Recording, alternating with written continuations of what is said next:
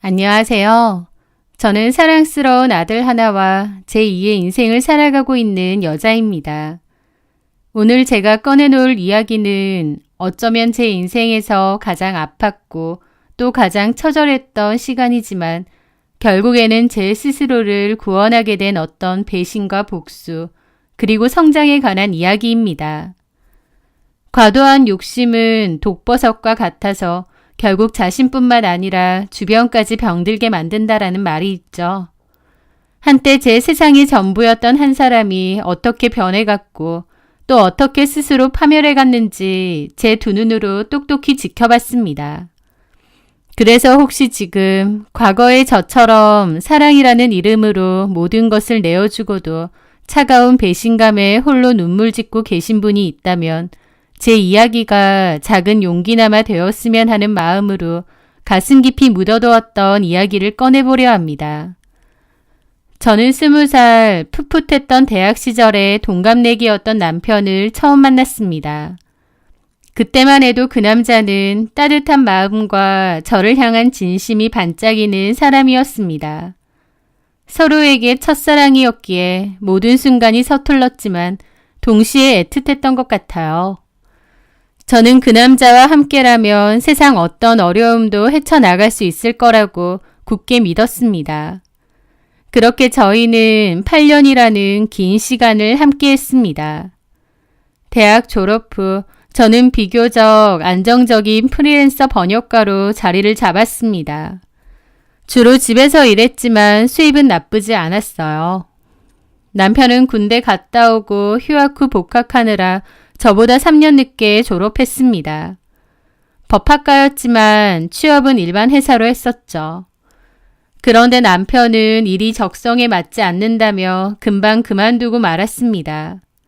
그 뒤로도 다른 회사를 다녔지만 1년 정도 다니다가 또 그만두었죠. 그러더니 어느 날 제게 조심스럽게 말하더군요. 지수야, 나 사실은 예전부터 로스쿨에 가서 변호사 시험을 보고 싶었어. 어려운 일인 거 아는데 도전해보고 싶다. 네가 반대하면 나도 할 말 없어. 나랑 헤어져도 원망 안 해.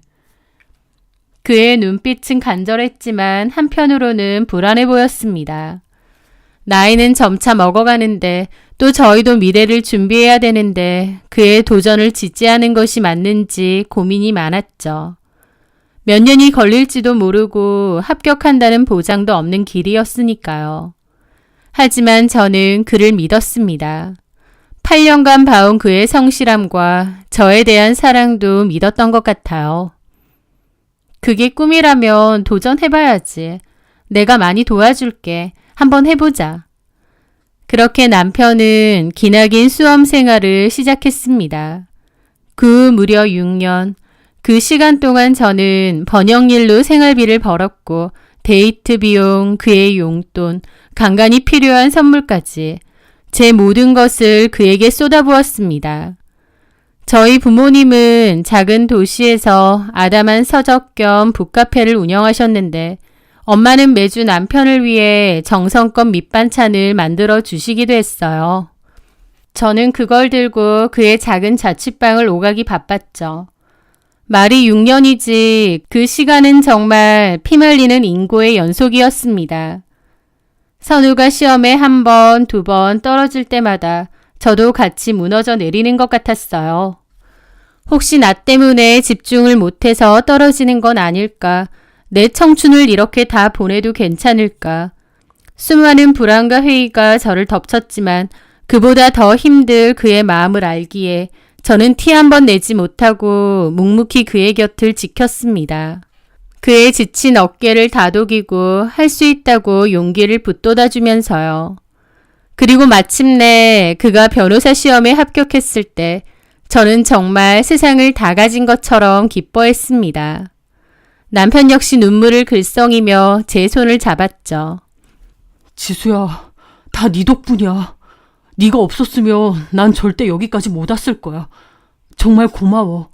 이제 내가 너 평생 행복하게 해줄게. 좋은 로펌에 취직하면 우리 바로 결혼하자. 저희는 이전부터 서로의 부모님도 자주 뵈었었는데요. 그때 어머님은 저에게 우리 아들 뒷바라지하느라 고생이 많다며 고마워하셨습니다.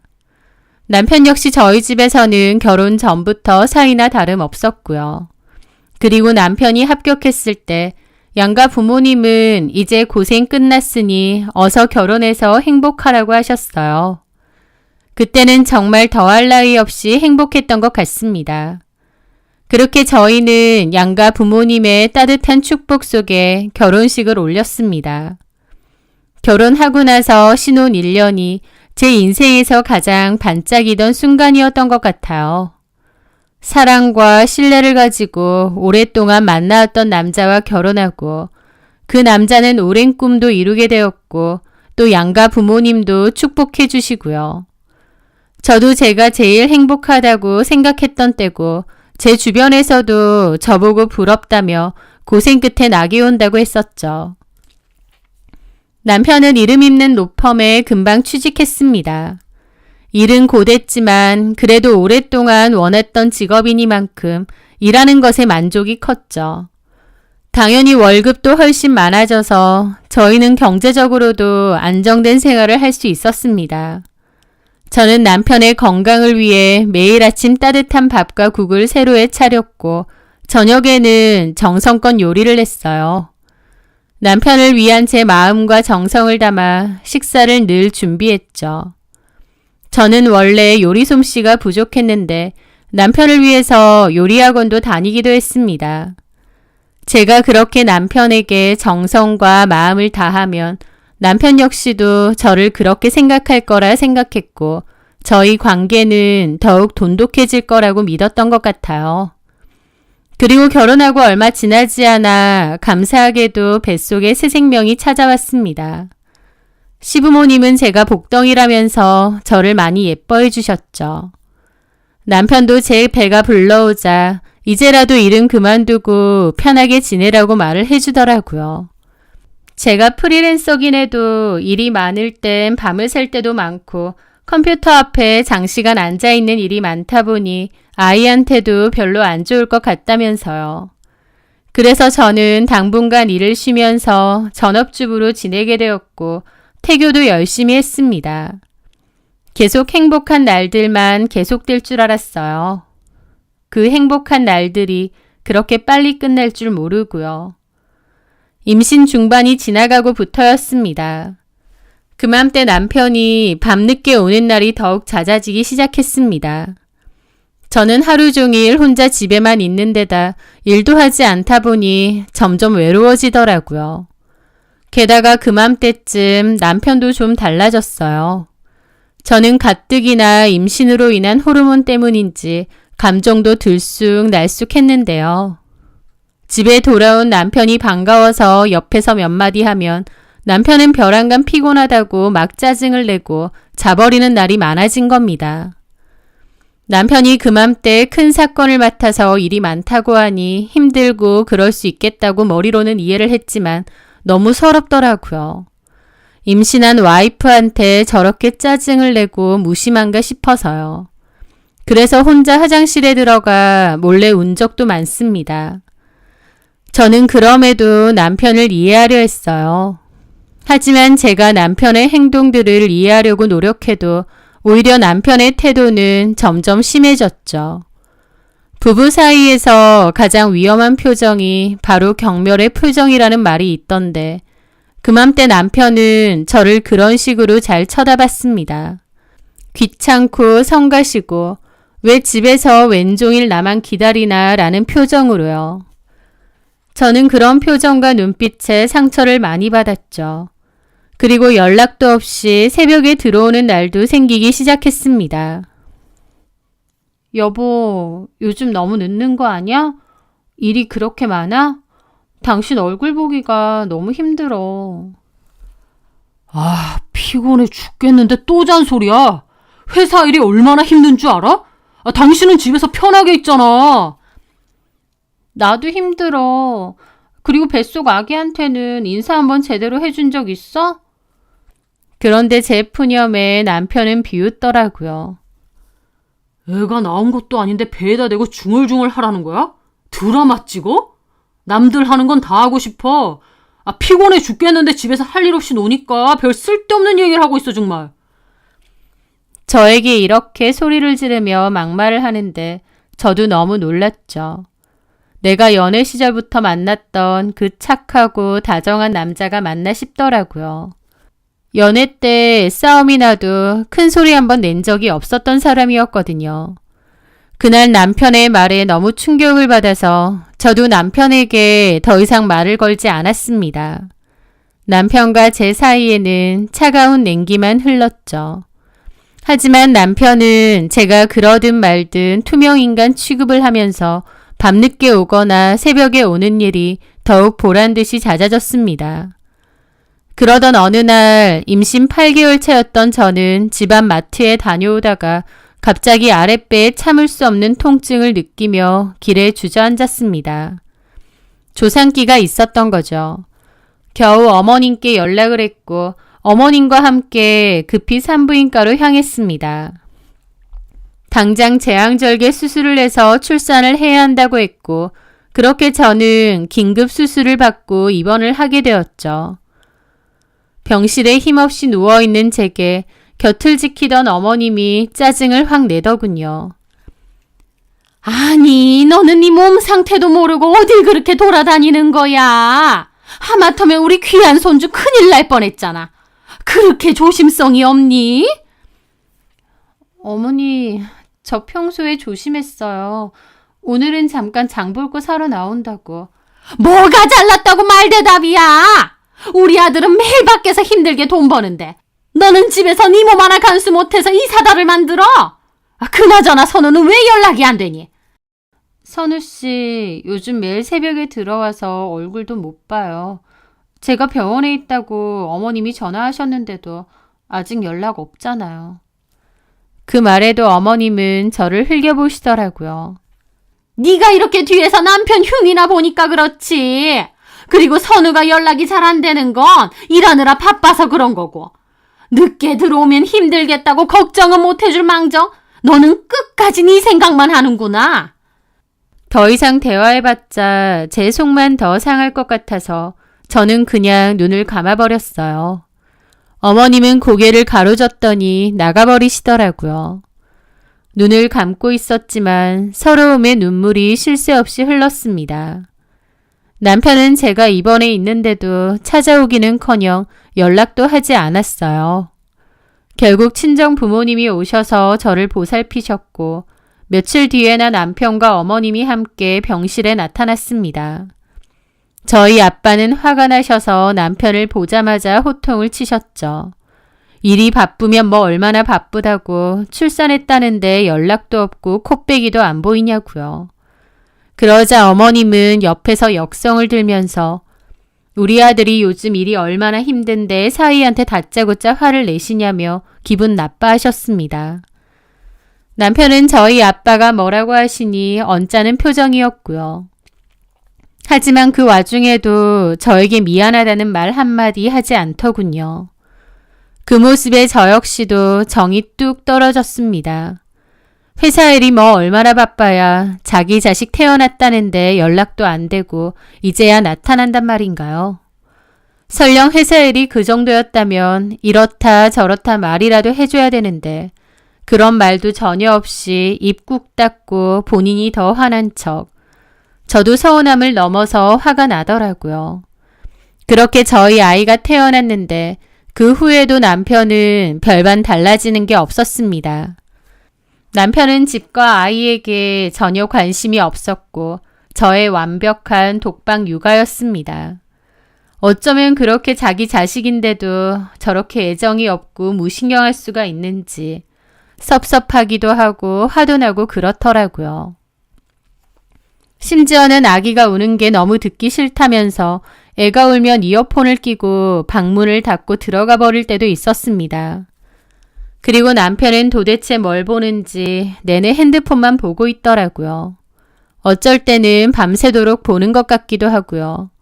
뭔가 싶어서 보면 그래프밖에 안 보이던데 주식하냐 뭐 하냐 물어보면 그냥 모른 체 하면서 자기 핸드폰 보지 말라고 합니다. 그렇게 얄밉게 굴 때면 남편 뒤통수를 때리고 싶을 때가 한두 번이 아니었죠.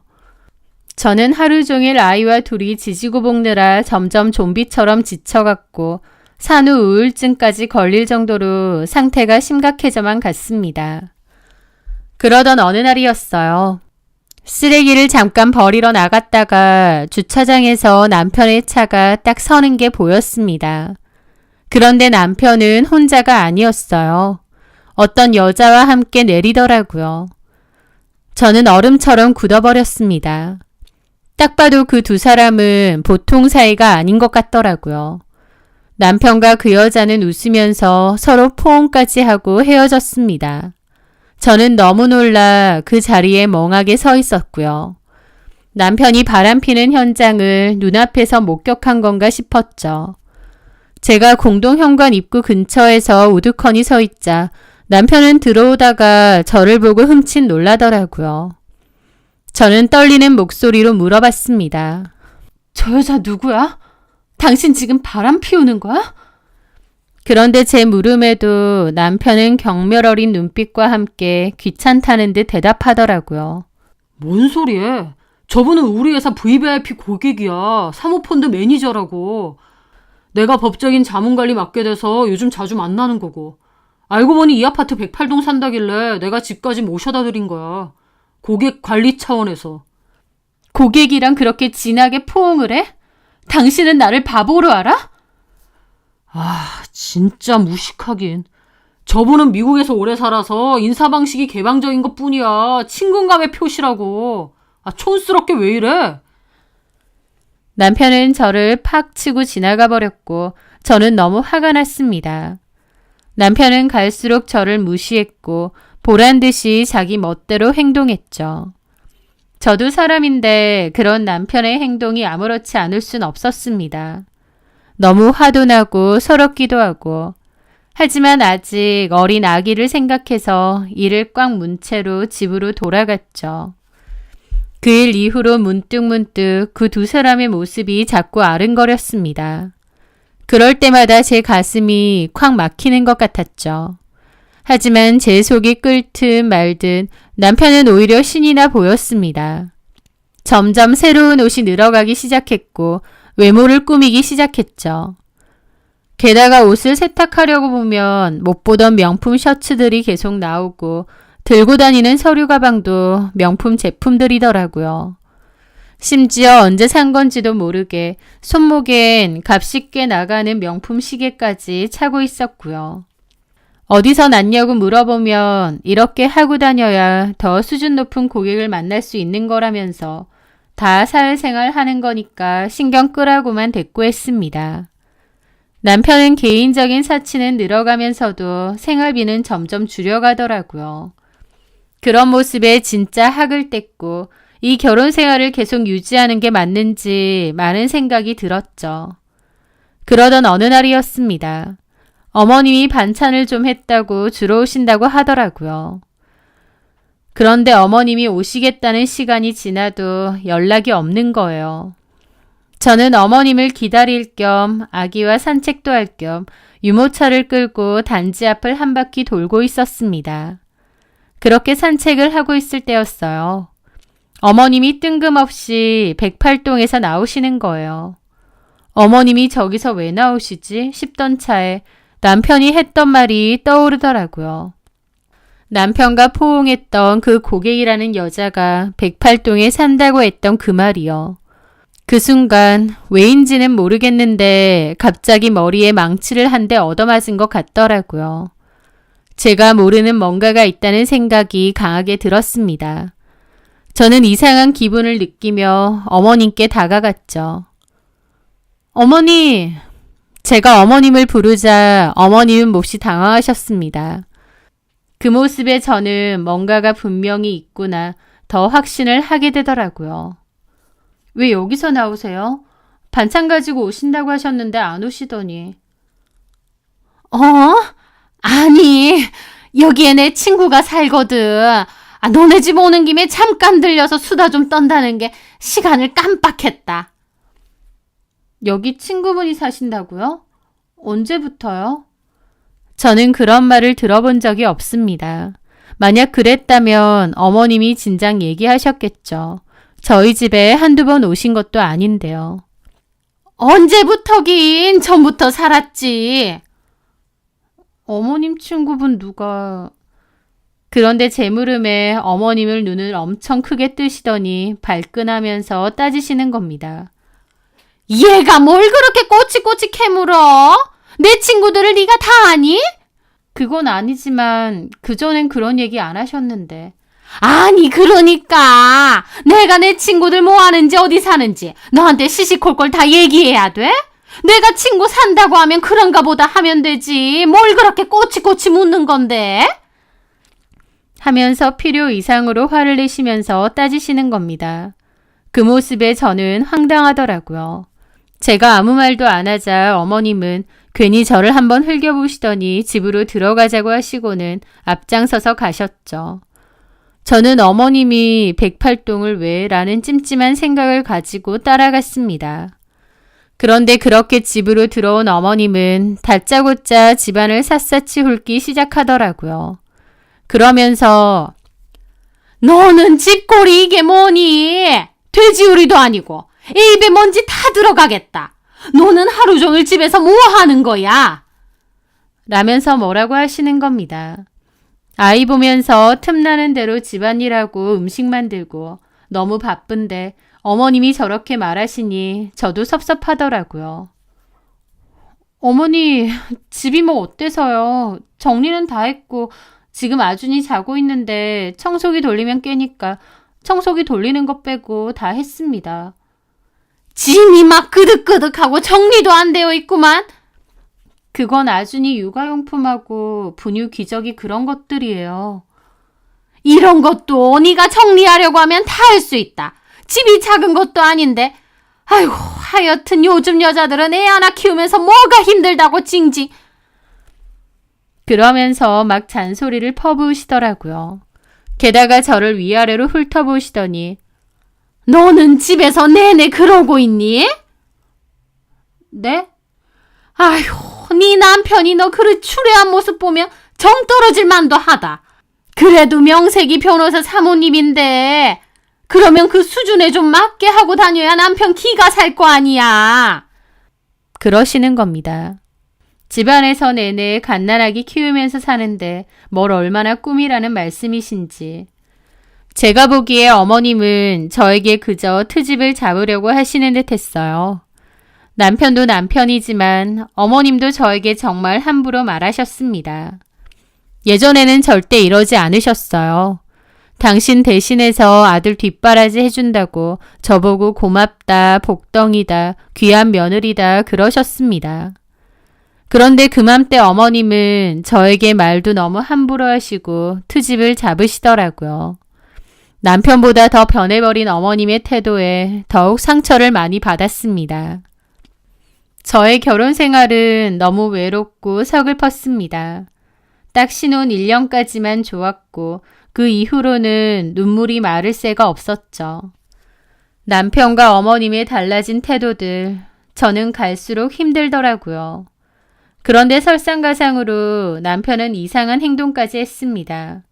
저에게 대뜸 돈까지 요구했거든요. 당신 이번 달 생활비 준 거 남은 거 있으면 나한테 다시 보내. 뭐라고? 그리고 당신 모아둔 돈 좀 없어? 내가 생활비 주면 그걸 그냥 다 썼어? 생활비도 딱 맞춰서 주잖아. 그래서 돈 없어? 있으면 줘봐. 당장 급하게 쓸 데가 있어서 그러니까. 진짜 왜 이래?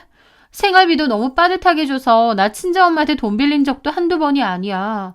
그런데 그 돈마저 돌려달라고? 당신 도대체 월급 받아서 어디다 쓰고 있는 거야? 어떻게 나한테 돈을 달라고 할 수가 있어? 다른 집 여자들은 남편이 쥐꼬리 많은 월급 받아와도 그걸로 알아서 생활비 쓰고 남는 건 저축도 한다더라. 너는 그런 것도 안 해? 남편이 돈 좀 달라고 하면 급한 일이 있구나 하고 넘겨주면 될 일이지. 진짜 뭐 하나 마음에 드는 게 없어. 라는데 저도 더 이상 못 참겠더라고요. 말 다 했어? 아니, 하고 싶은 말 많은데 참고 있는 거야. 어디 더 해봐. 됐다. 당신이야말로 뭐 괜찮은 남편인 줄 알아? 말하는 싸가지에 가정에는 관심도 없고 직업만 변호사면 뭐해. 변호사 남편한테 내가 생활비 얼마 받는지 알면 다들 기절할 거다. 그런데 이제 그 돈까지 달라고? 당신 진짜 이건 아니지. 나한테 뭐라고 했어? 변호사 시험 합격하면 행복하게 해줄 거라고. 나한테 고맙다고 했잖아. 그런 건 다 잊어버렸어? 그때가 언젠데 그 얘기를 아직도 해. 생색내고 싶은 거야? 그래서 결혼했잖아. 나랑 결혼해준 게 당신이야말로 대단히 선심 쓴 거야? 이럴 거면 결혼하지 말지 그랬어. 내 말이 그 말이야. 뭐라고? 저는 도저히 이건 아니다 싶더라고요. 원래 착하고 다정했던 사람이니까 지금 잠깐 변한 것뿐이라고. 다시 원래대로 돌아올 거라고 믿었던 제가 바보였습니다. 기나긴 시간을 함께 해왔으니 그만큼 믿음과 애정이 깊다고 생각했는데 그건 저만의 착각이었죠. 저는 질릴 대로 질려 아이와 함께 친정으로 가버렸습니다. 그런데 남편은 제가 그렇게 떠났는데도 몇 주가 지나도 연락 한 통 없더라고요. 남편뿐만 아니었습니다. 어머님도 분명 남편에게 제가 집을 나갔다는 사실을 들었을 텐데도 역시 아무 연락도 없으셨어요. 그때의 그 비참함과 상처는 말도 못합니다. 그러던 중에 은행 업무를 보려면 가져가야 할 게 있어서 남편이 없을 것 같은 오후 시간에 잠깐 집으로 가게 되었습니다. 저도 남편하고 마주치고 싶지는 않았거든요. 그런데 집에 딱 들어가니 현관 앞에 남편의 신발과 여자 구두가 놓여 있더라고요. 순간 뒷골이 찌릿하게 당겨왔죠. 본능적으로 남편과 외간 여자가 집에 있다는 걸 알 수 있었습니다. 조심히 거실로 가자 빈 와인병과 잔 2개가 놓여 있고 안주로 먹은 듯한 음식 냄새와 술 냄새가 역겹게 나더라고요. 옷들도 거실 바닥에 어지럽게 흩어져 있었고요. 저는 조심스럽게 살짝 열려진 안방 방문을 열어보았습니다. 그런데 남편과 어떤 여자가 침대에서 세상 모르게 자고 있더라고요. 그리고 그 어떤 여자는 역시나 108동에 살던 남편의 고객이라는 여자였어요. 남편의 외도를 두 눈앞에서 목격한 그 순간 쇠망치로 머리를 세게 내려치는 것 같은 충격을 받았습니다. 너무 기막힌 광경이어서 저도 모르게 억 소리가 저절로 나왔습니다. 하지만 얼른 손으로 입을 꾹 눌렀어요. 놀라기도 했지만 그 순간 이 증거를 잡아야 한다는 생각이 빠르게 스쳤거든요. 저는 곧바로 폰을 꺼내 영상을 찍었습니다. 그리고 그 추한 몰골을 다 찍었죠. 제가 그러고 있는 동안에도 얼마나 잠에 깊이 빠져 있었는지 세상 모르고 자고 있더라고요. 저는 이젠 어떻게 행동해야 할지 정신을 가다듬으려고 노력하는데 그때 마침 제 눈에 띈 것은 남편의 핸드폰이었습니다. 무슨 알림이 이렇게 많이 오는지 화면이 계속 깜빡였거든요. 저는 핸드폰을 확인해 보았습니다. 그런데 보니 어디로 입금하라는 메시지가 수도 없이 와 있고 전화도 몇십 통이 와 있는 거예요. 이게 뭐지 싶어서 확인해 봤는데 희한한 코인 투자 프로그램과 그래프가 잔뜩 있더라고요. 그런데 너무 쎄한 기분이 드는 겁니다. 잘 몰라도 수상하고 정상적이지 않은 프로그램 같았죠. 게다가 남편 잔고로 10억 가까운 돈이 찍혀 있는 겁니다. 저는 이게 뭐야 생각하며 일단 그것도 제 폰 영상으로 찍었습니다. 그런데 한참 그걸 찍고 있는 그 순간 누워있던 그 여자가 눈을 확 떴습니다. 그러더니 저를 발견하고 비명을 질렀어요. 놀란 남편도 일어나더라고요. 그런데 그 여자가 뜬금없이 남편에게 세상에, 자기야, 자기 폰 다 찍었나 봐. 그러는 겁니다. 제 손에 들린 핸드폰을 보고요. 그런데 남편이 눈이 휘둥그레져서는 팬티 차림으로 일어나서 제 손에 있는 폰을 뺏으려고 하는 겁니다. 저는 악다구니를 쓰면서 폰을 뺏기지 않으려고 했죠. 그렇게 발버둥 치다가 남편을 걷어찼는데 그 다음 순간 눈앞에 별이 번쩍했어요. 정신을 차려보니 제가 식탁 근처까지 날아가 있었죠. 남편이 저를 확 밀쳐서 제가 거의 날아간 겁니다. 하다 폭행까지 했다는 사실에 저도 어안이 벙벙하고 기가 막히더라고요. 남편은 포기하지 않고 폰을 뺏으려고 했고 저는 벌떡 일어나 미친 듯이 도망쳤습니다. 그리고 계단으로 내려오는데 남편은 팬티 차림이라서 더는 못 쫓아오는 것 같더라고요. 그렇게 1층에서 도망치는데 저에게 일어난 일이 믿기지가 않아 눈물이 막 흘렀습니다. 그런데 공교롭게 어머님이 전화가 왔어요. 받자마자 너 집 나갔다며? 아주 막 나가는 거야? 그러시는 거예요. 저는 어머님께 그랬죠. 어머니, 제가 지금 무슨 꼴을 당했는지 아세요? 저 지금 그 인간이 다른 여자랑 침대에서 자고 있는 걸 똑똑히 봤어요. 게다가 저를 밀치기까지 했고요. 저도 저랑 개차반이랑 더 이상은 살 미련이 없지만 진짜 이건 좀 아니지 않나요? 제 말에 어머님도 대답이 없더라고요. 그러더니 일단 진정을 좀 해라. 어머님 같으면 이런 상황이 진정이 되겠어요? 그럼 어쩌겠니? 남자 마음 떠나면 어쩔 수 없는 거지. 어떻게 그렇게 말하세요? 어머니, 솔직히 어머님은 다 알고 계셨죠? 그래서 그때 그 여자 집에도 가신 거죠? 제 물음에 아무런 대답이 없더군요. 대답이 없다는 건 그렇다는 뜻이겠죠. 나도 모르겠다. 니들끼리 해결하지 왜 나한테까지 그러니? 곤란하게. 어머니, 솔직히 말할까? 너랑 걔랑 비교가 되니? 키 크고 예쁘지, 돈 잘 버는 사모펀드인가 뭔가 그거 매니저라는데.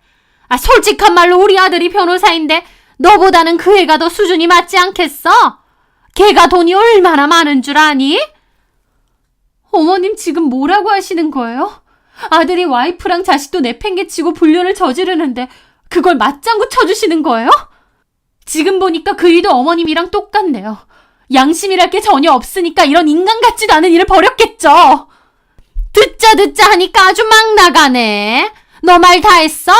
네 그 건방진 모습 보니까 오히려 우리 선우 너랑 빨리 헤어지게 하고 그 애한테 새 장가 보내야겠다는 생각밖에 안 든다.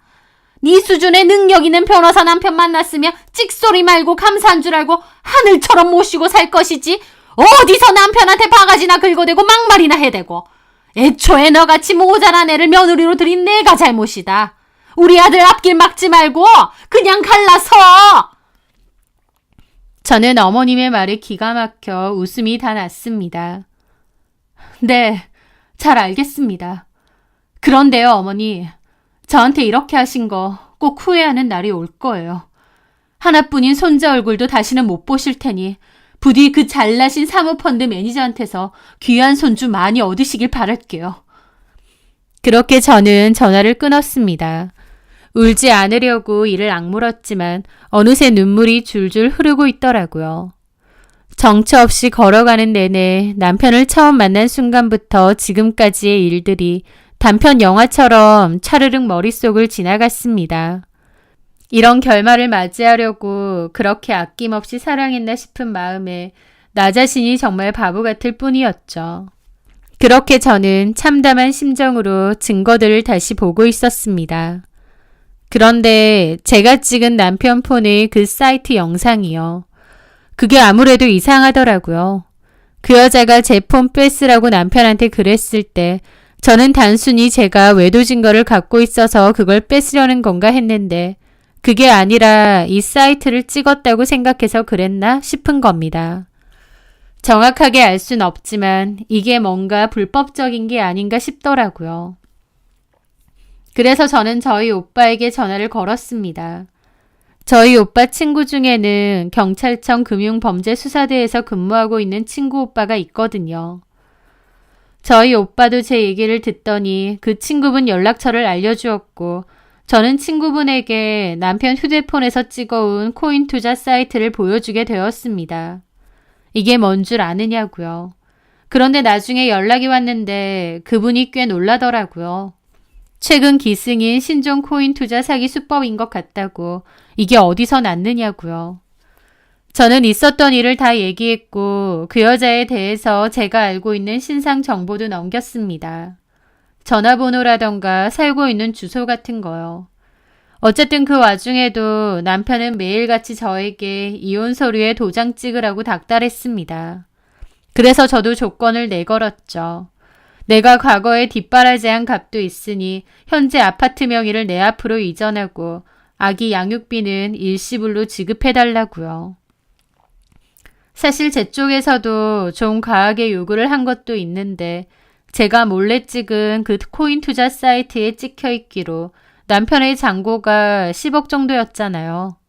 그러니까 저한테 그 정도 넘기는 건 어려울 것도 없어 보였죠. 남편은 처음에는 자기가 미쳤냐고 집을 왜 나한테 넘기냐고 했는데 제가 그 사이트 보니까 잔고가 10억이 넘던데 이런 식으로 나오느냐 했습니다. 남편도 제가 그걸 본 걸 아니까 주춤하면서 결국은 제가 원하는 대로 조건을 들어주기로 했죠. 그리고 제가 요구한 양육비 일시불은 어머님이 대출받아서 제 통장에 입금했다고 하더라고요. 어쨌든 저는 받을 건 다 받았고 이혼 서류에 도장을 찍었습니다. 사실 저는 그 과정에서 그 여자에 대한 비밀을 알게 되었거든요. 그래서 저도 더더욱 홀가분하게 그리고 빨리 이혼을 끝내려고 했던 것도 있습니다. 저는 그렇게 남편과 합의 이혼 서류를 법원에 제출하고 숙려 기간을 기다려야 했는데요. 그 시간이 지나고 이혼 확정이 되었습니다. 그렇게 마지막으로 남편을 법원에서 만나게 되었죠. 남편은 마지막까지도 저에게 그러더군요. 수준이 너무 달라져서 애초에 끝냈어야 되는데 너무 멀리까지 왔네. 내가 집도 넘겼으니 거기서 아준이 키우면서 잘 살아. 내가 해줄 수 있는 마지막 말이야. 라는데 아주 가짠더라고요. 난 알아서 잘 살 테니 네 걱정이나 해. 그렇게 헤어지려는데 공교롭게 문자가 왔습니다.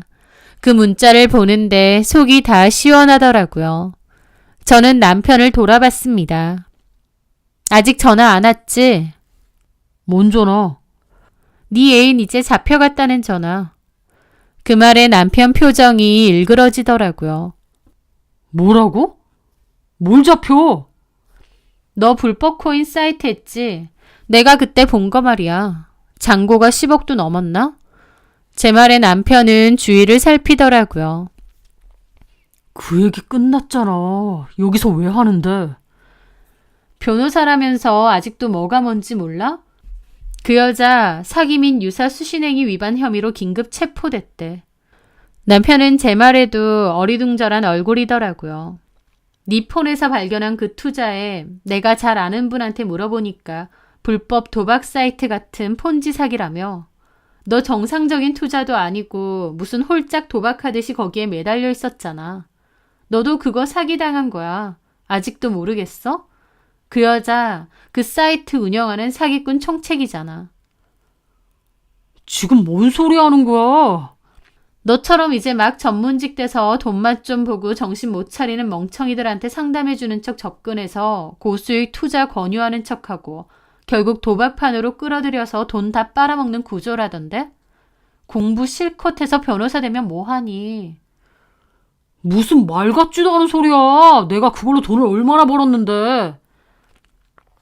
하면서 남편은 핸드폰으로 뭔가를 찾더라고요. 그 사이트를 찾아보는 것 같았죠. 그 사이트에 10억 있으면 뭐해. 그거야 그 여자가 그냥 만든 걸 텐데. 그 머리로 어떻게 변호사는 됐는지. 이거 왜 이렇게 먹통이지?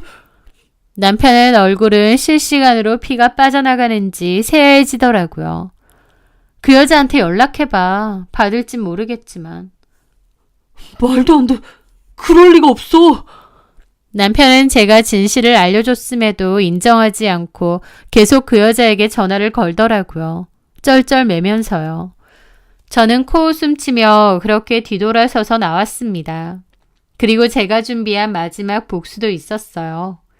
저는 그날 오후 남편이 근무하던 로펌 대표 변호사에게 전 남편이 고객과 사적으로 부적절한 관계를 맺고 심지어 불법 투자 도박 사이트에 연루되었다는 증거들을 익명으로 제보하는 메일도 보냈거든요. 제가 알기로는 변호사 윤리 강령 때문에 도박을 비롯한 위법 행위를 저지른 경우에는 즉시 계약 해지 및 징계 사유가 된다고 했으니 남편에게 그에 맞는 처분이 있겠죠. 제 예상대로 며칠 후에 남편이 로펌에서 해고되었다는 소식도 지인을 통해 들을 수 있었습니다. 사실 처음에 그 이상한 사이트를 발견했을 때 오빠 친구에게 정보를 넘겼잖아요. 그것들을 바탕으로 경찰이 수사를 했고 그 불법 도박 사이트에서 피해를 입은 수많은 다른 피해자들을 찾을 수 있었다고 했습니다. 그리고 그 여자는 해외로 도피하려고 하다가 공항에서 경찰에게 급습당해 체포되었다고 하더라고요. 그 후에 들어보니 그 여자는 이미 동종 사기 혐의로 여러 건의 전과가 있는 데다가 이번에는 피해 규모가 워낙 큰 조직적 도박 사기 혐의로 체포된 거라 아마 최소 10년 이상의 중형을 피하기는 어려울 거라고 귀뜸도 해주었습니다.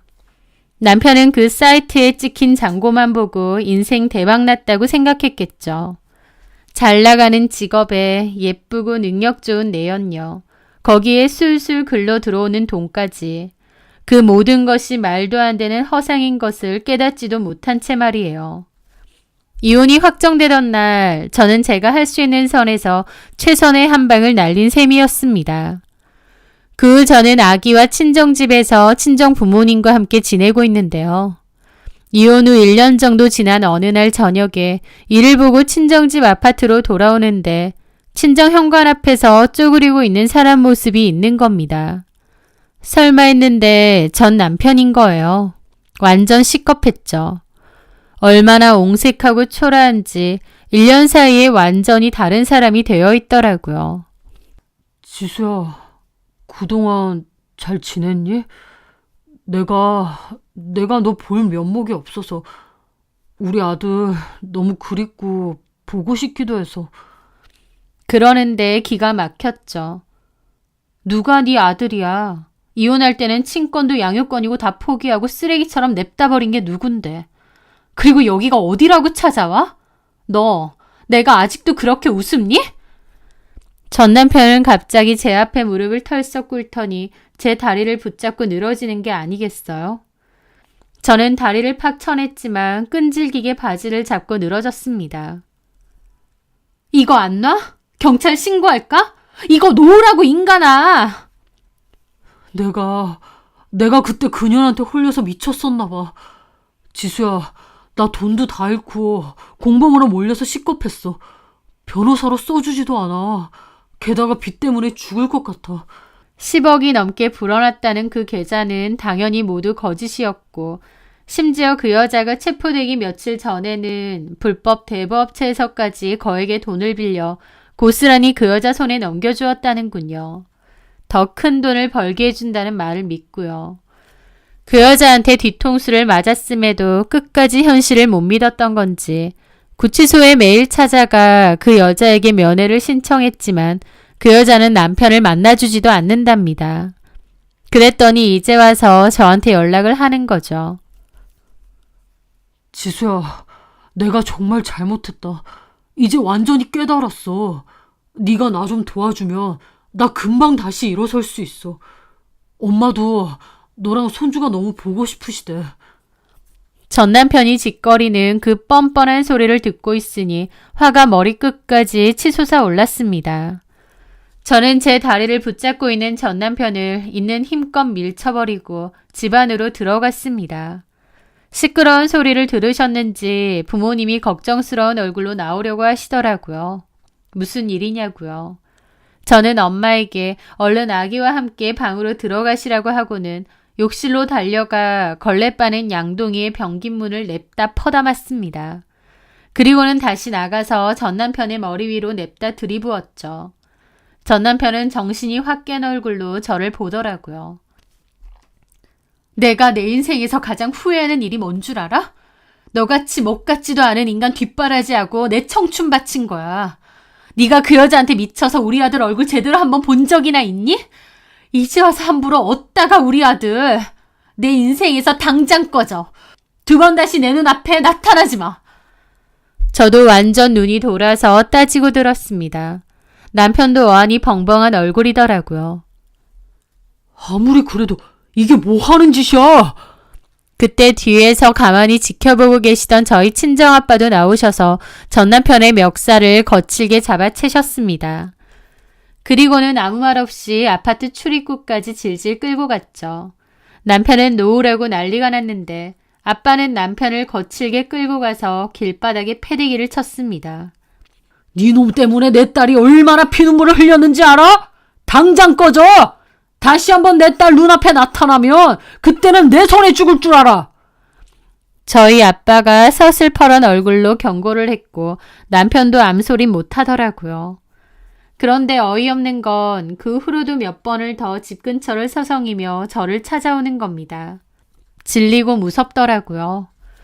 저는 일절 상대하지 않다가 결국 경찰인 오빠 친구에게 말했고 전 남편은 접근 금지 경고까지 받게 되었습니다. 그 후로는 더 이상 그 얼굴을 볼 수가 없었죠. 마지막까지 정말 비겁하고 치졸한 인간이라는 것을 제대로 확인시켜 주더군요. 그렇게 저의 청춘을 다 바쳤던 전 남편과의 길고 긴 악연은 아주 안 좋게 끝이 났습니다. 참 힘들고 지독한 일이었지만 그렇다고 제가 살아온 지난 모든 인생을 다 부정하고 후회하며 살고 싶지는 않아요. 그 과정 속에서 제 목숨보다 소중한 제 삶의 보물인 저의 아들을 얻을 수 있었으니까요. 저는 본격적으로 다시 일할 준비를 하고 있습니다. 친정 부모님의 도움을 받고는 있지만 나중에는 아이와 둘이서 당당하게 독립하여 살아야 하니까요. 인생을 살아보면 언제나 좋은 일만 있을 수도 없고 또 반대로 나쁜 일만 계속되지도 않는 것 같아요. 그동안 참 많이 힘들었지만 그만큼 앞으로는 좋은 일이 많지 않을까 생각합니다. 그래서 매일매일 주어진 하루에 감사하며 제 아들과 함께 충실하게 살아가려고 노력하고요. 저의 이야기는 끝이 아니라 이제부터가 진짜 시작이 아닐까 싶네요. 제 사연 끝까지 들어주셔서 정말 감사합니다.